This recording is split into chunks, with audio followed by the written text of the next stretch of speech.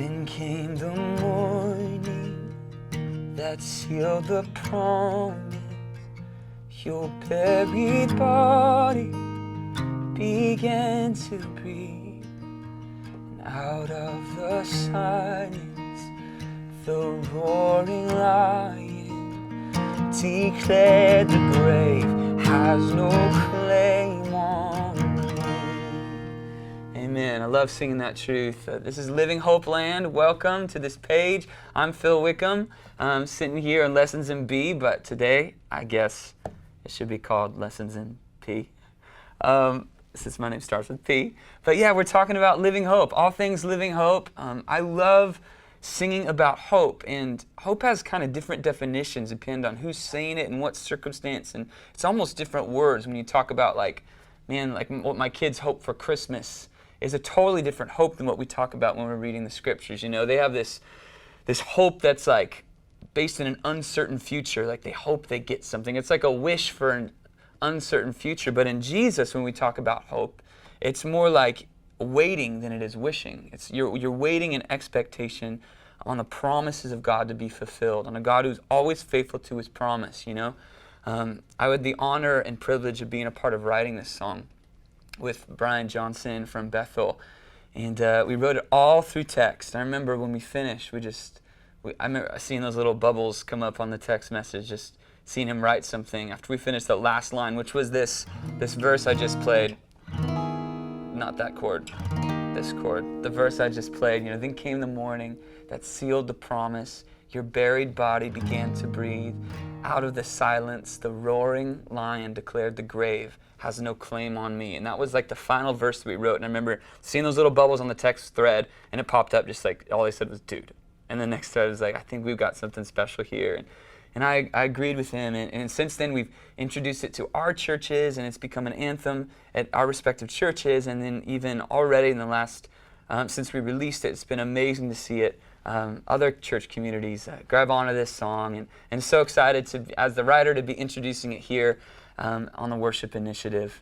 And since I wrote it, you know, I knew about that verse in 1 Peter. We said, we've been born again into a living hope, but since I wrote it, I really dug into this idea of living hope and what hope means. And like I was saying, hope has this couple different meanings. It's got this meaning of, sometimes people use this like, you know, my kids hope they get like a pony for Christmas, and that hope is never gonna be fulfilled. You know, it's like this wish for an uncertain future. But as I was looking to this idea of hope in the scriptures, I was looking in the Old Testament, especially through the Psalms, where so many times David is saying, I wait patiently for the Lord. I hope in the Lord.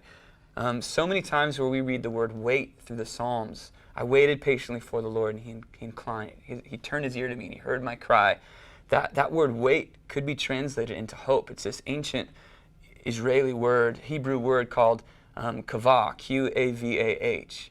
And that word could be translated hope or wait, because hope, when you talked about hoping and waiting on the Lord, it was never this idea of like uncertainty. It was never this idea of, I wish he will come through, I hope he will come through. It was this idea of, I'm going to wait on the promises of a faithful God, because I don't know when they will be fulfilled, but I know that his promises will come to pass. I know that he will hear my cry, and I'm waiting to see how he works. And I think that's such an amazing way to come to God in prayer, in worship, in church. Not with the feeling of like, God, I wish you might move, you know, not this feeling of like uncertainty, but a great expectation, you know, for him to move in our church services and our worship services, and not just presently, but in the future, a great expectation for what he's going to do, you know.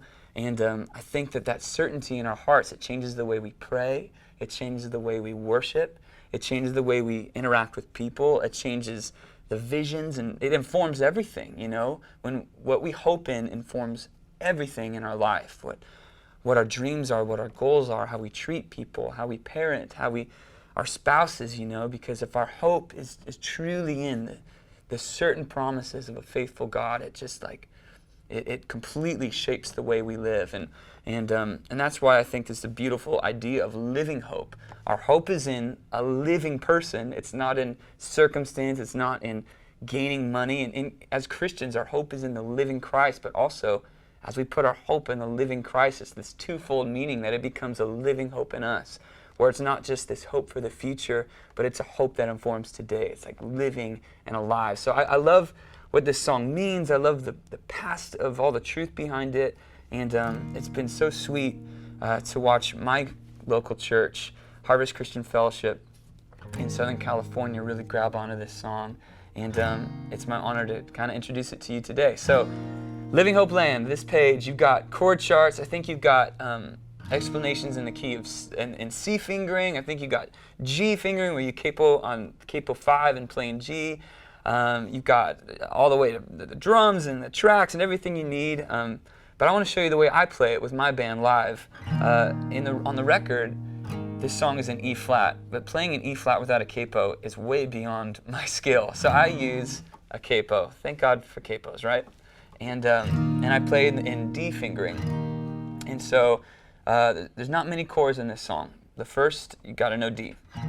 So I got the three notes held down here, and I make sure I've got my D string open. And what I even do, which you don't have to do this, but it helps clean up the chord, I put my thumb over the top so that I'm kind of muting. See? Like they're not really, I'm muting the top bottom strings right here, so you're not really hearing those. Those aren't ringing out and kind of jumbling up the bass. So all you really hear is those 4 notes, even when I strum all 6 strings. So there's the D, there's the G, and a lot of people go to the barred B minor, but that's just like too much work for me. And so I love playing B minor like this when I'm in the key of D. So here's my D2. I'm just lifting that finger up to make it a D2. And if you just add the B note, the B bass note to this, it works fine, especially if the rest of the band is playing a B minor, you know. It works fine as a B minor. So there's your D2, there's your B minor, there's your G, and A. Sometimes I don't even worry about bringing the suspended out of the A, you know, depending on what the chord is and what I'm singing. And so pretty much the whole song are those 4 chords, and there's a few times I hit the 3 of the chord of D, which is the F sharp, with my thumb, bring it over there. But let's just go through verse by verse, chorus. So the chorus goes like this. Then came the morning. I kind of often keep this finger up, so it's always a D2. I just kind of like how that rings out. Then came the morning that sealed the promise. So still have that D2 shape, and I'm just hold down this note to make that A ring out a little bit more. In the morning that sealed the promise, your very body began to breathe.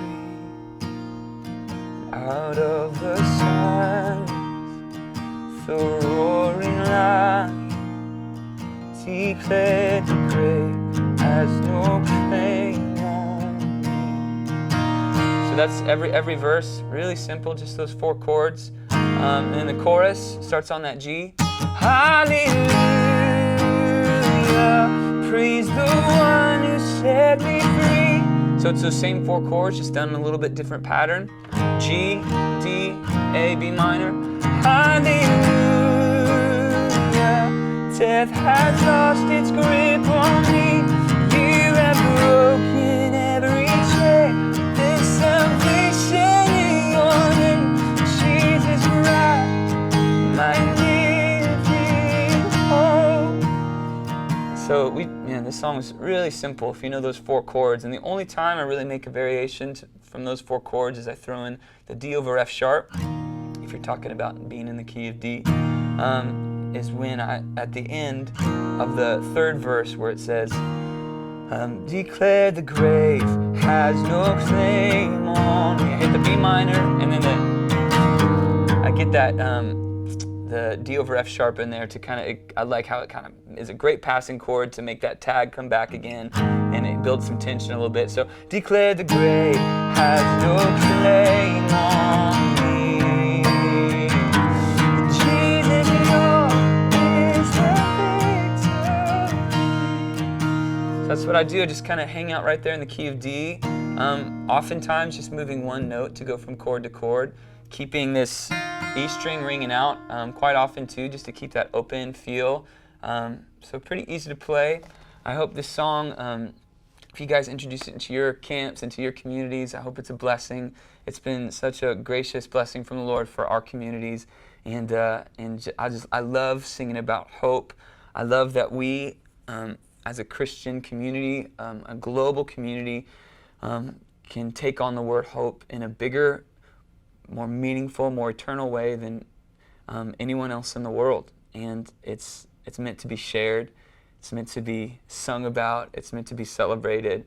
And I hope that this song it does that and has the opportunity and the ability to do that in your guys' community. God bless you guys. Such an honor being here on Worship Initiative. And hope you live in that living hope. Hope you live in that living hope. There you go. Hope you live in that living hope. I'm going to get going now.